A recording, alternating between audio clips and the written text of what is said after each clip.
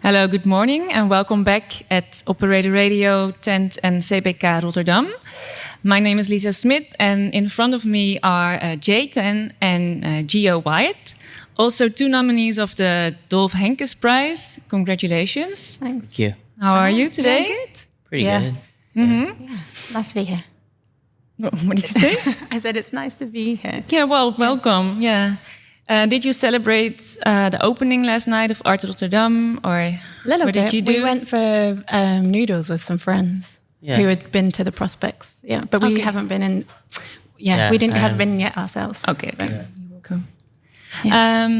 So your work is now both at Tent and Jay, your work is called Under the Table, and Gio Wyeth, your work is called Max Studies Depth. And I actually had a question about the title of your work. I was wondering who or what is Muck? Who is Muck? Well, Muck Studies Department. The depth is actually a shortening for department. Is a kind of a name for a larger body of work that follows a self-appointed fake city agent around on their journeys through the Dutch landscape. And they are this person who kind of rakes the bottom of low-lying waterways and observes and processes what they find,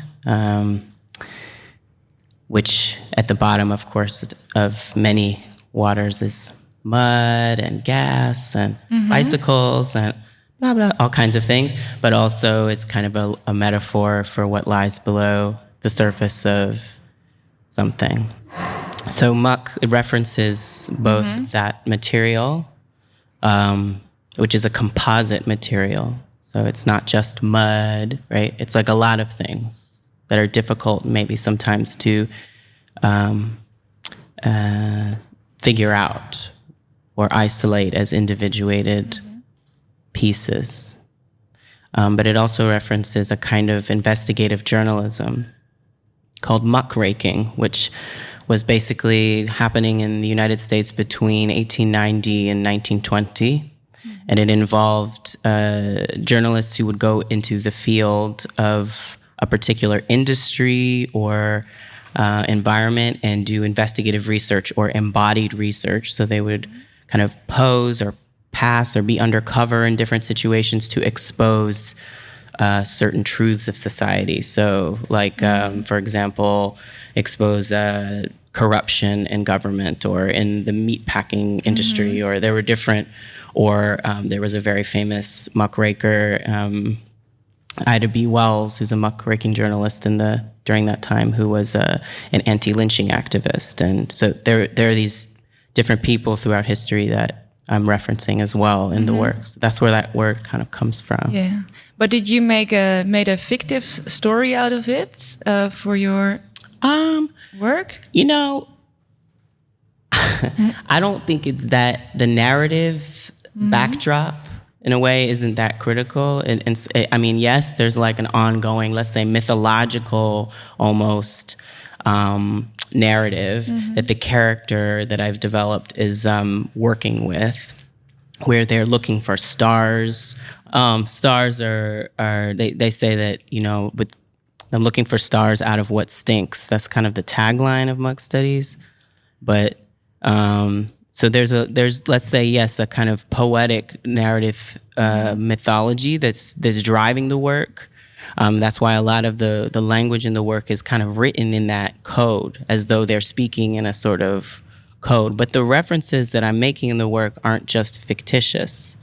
Okay, they come from folklore, they come from contemporary life. Sexuality is referenced a lot, masculinity, holes, portals. There's a lot of things that are referenced in the work, but they're laid out in the same way. Let's say that if somebody was leaving a trail of clues for other people to follow, they're laid out in that way. So maybe not everybody can read all the clues, meaning understand the whole backdrop of the narrative, but hopefully individual pieces of those traces or those clues or those shards speak to different people, and people have way in and access. Yeah. And what did you put in the work? Is it sound and images? Can you maybe describe what?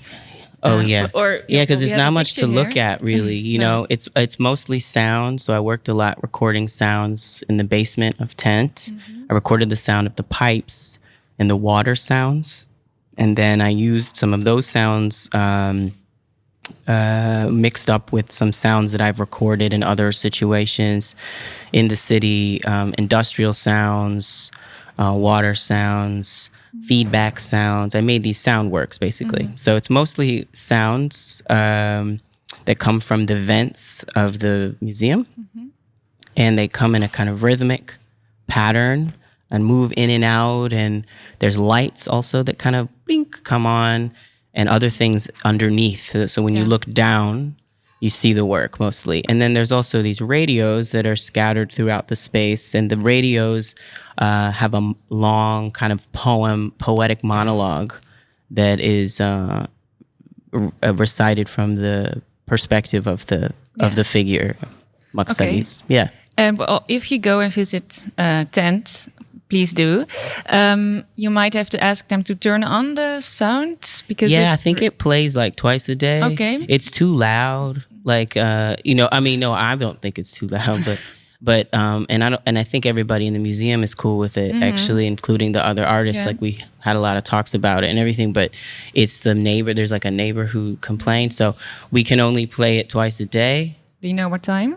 I think it's 1:30 and 4, but I can't remember. Okay. And I feel like I'm going to get it wrong, but you have to look it up. You can always ask if you're there.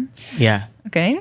And Jay, your work, can you maybe describe what you play or experiment with? In the space at Tent? Yeah, in the space.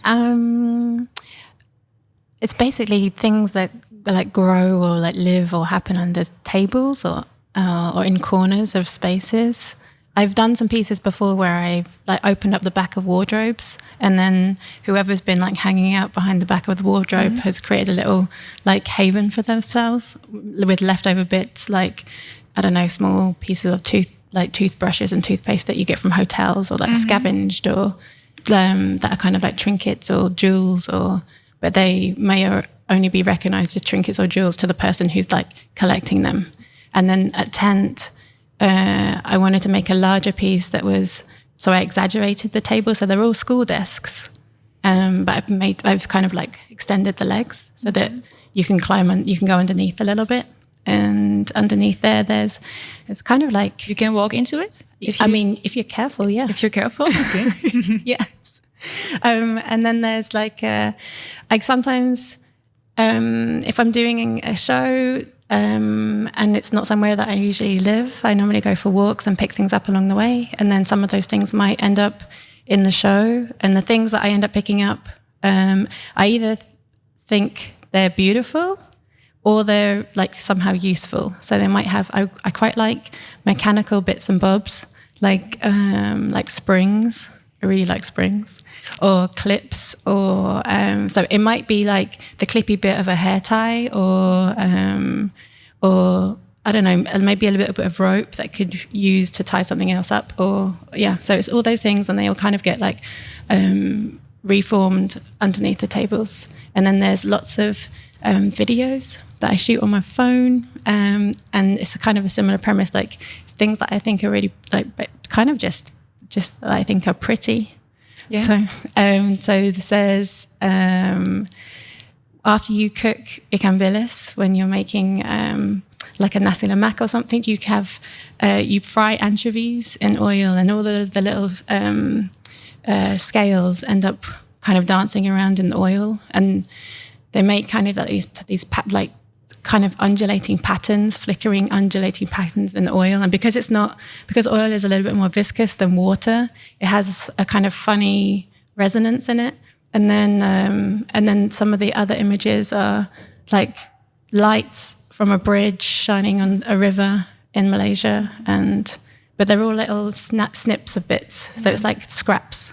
Yeah, it's really like a really fantasy-rich world. Actually, you enter in Tent. And did you create the work with that space in mind, or do you have a studio here in Rotterdam? Or how did you develop it? I have a studio in Zuidplein, and which is also an old school building. A lot of artists, I think, in Rotterdam, like when the municipality, when the gemeente is like kind of updating like the urban landscape or whatever, a lot of the old primary schools get turned into studios, which I think, and they're often quite similar and they have really good dimensions.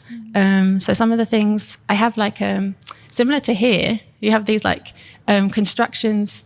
I have like a metal construction that I can hang things from. Yeah. So I've been making a lot of things where like dangly bits basically in my studio, and then the larger pieces get formed in relation to the space depending on, because they kind of like pop up. Yeah. And a lot of things, I try and make things kind of that fit in a van and then pop up bigger and then can collapse down again. Yeah. So are there also things being created at the at Tent itself?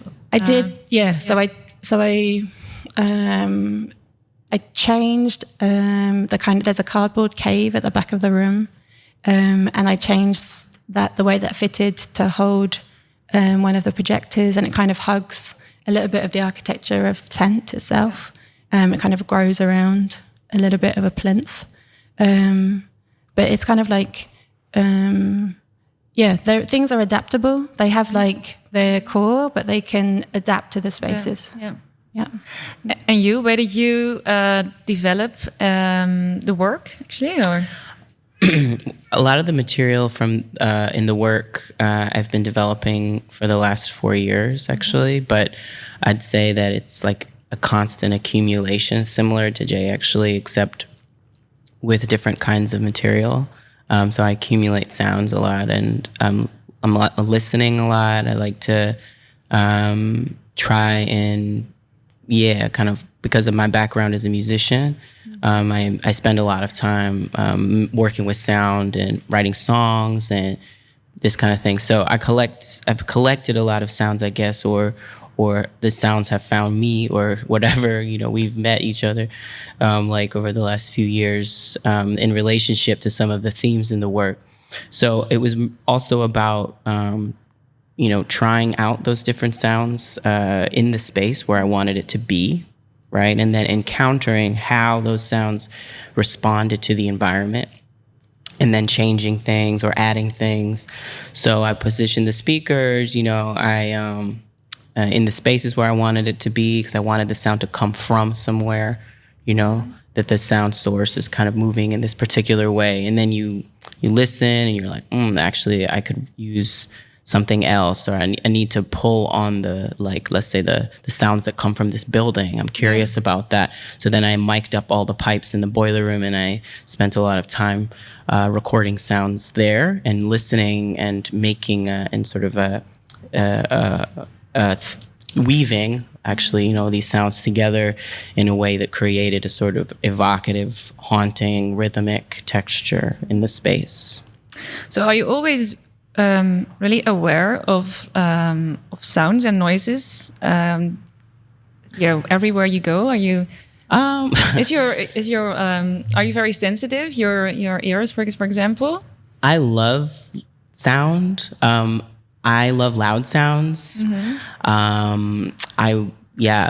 I'm very sensitive, but not in the way where I'm like, turn that down. Like, you know what I mean? Like, I'm the opposite. You notice a lot of different sounds?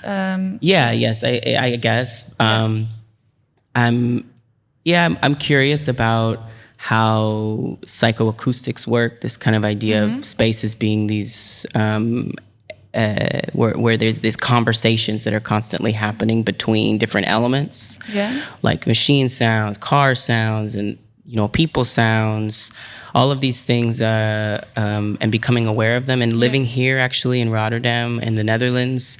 The thing that has grounded me here on some level, because it wasn't always easy for me trying to adapt culturally to living here, and was actually very small scale sounds, because it's not the kind of place, at least in compared to where I'm from, where there's a lot of public street life. There's not as much noise in the street as where I'm from. Where are you from? New York City. New York City. So it's a big city and it's New York and it's very loud. So it was a kind of a culture shock. So actually the thing that made me feel connected sometimes, also because I don't speak Dutch, so I miss out on certain things, certain textures.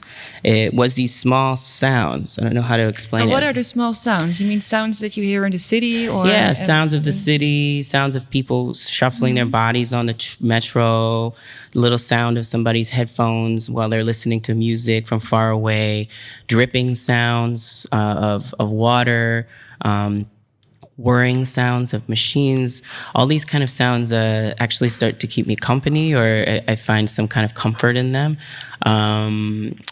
Yeah, and also I think they contain information in a way, like they tell us something about where we are. It's not just, they're not just there or something. You can use your ears to like get more grounded, maybe. Get more grounded. Also, like to learn and to locate a cultural context. Sound holds culture and history. It's not just, So it tells me something about where I am. It tells me about the history of where I am, And you? Do you have the same sensitivity for sounds, or is it more your side? I sometimes, I don't know if I have a different sensitivity, I think, to the textures that we're talking about, maybe in a different way. I feel like sometimes I can hear if you leave your stereo unplugged but on, then your speakers might go in the background. I can sometimes pick up on those little noises, and I hear hummings of things a lot. When I'm working, I listen to talk radio all the time. And I grew up listening to a lot of radio. And so if I'm doing things or if I'm by myself, I always like to have conversation around me, especially if people are talking about, I don't know, just really just chatting. And you don't get distracted by the conversations, or is it because maybe your work is very visual? Or that you work with images, that you can actually have the conversations alongside it's like I get distracted sometimes, but they're sometimes beneficial or interesting. So sometimes I have something going on in the background, and it's unconscious influences. Yeah, and then when I'm working, I can be like, oh, that sounded like that could have been really cool, and I might rewind something or come back to it. But so I listen to a lot of I don't know, in England there's lots of different types of radio stations, and I'm just getting into some of the ways that Dutch radio stations work, which has been it's been interesting. And so the ways that kind of when I grew up, there would be breakfast radios where it's just kind of a DJ talking to lots of different kind of people who would phone in, and here at MRFM they have a birthday day where I think it's on Saturdays. It's just shout outs to everyone who has their birthdays all day. It's amazing. It's really good. Okay. Well, last question. When I read your credits at the museum, I saw that you both worked on each other's projects. And how did that evolve? Oh, no, I think we just said thank you to each other. Oh, just a thank you. Yeah. And where did the thank you come from? Do you... Well, just from being... We're very close.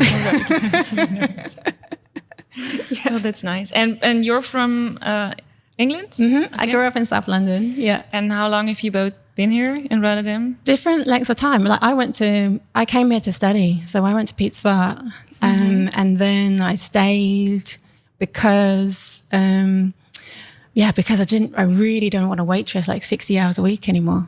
And living here meant that I could have a studio and I could work and I could do lots of other stuff.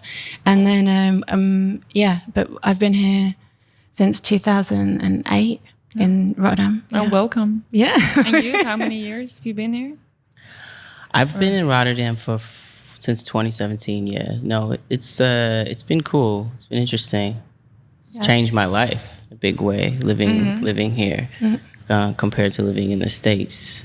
Yeah, definitely. I have a lot a lot of more stability, I would say, and a lot more ability to access all kinds of ideas. I don't have to feel like I'm always running all the time. Yeah, I see that. And that, may change. Also, I'm open to that. I don't think things stay the same, actually. And that's fine, when it changes, it changes. But for now, it's been a different kind of a tempo, definitely. Okay. Well, thank you for this nice chat. Yeah. And, enjoy tonight at the ceremony. And for the listeners, go out to Tent and check the exhibition. Yeah. Thanks for having us. Thank you.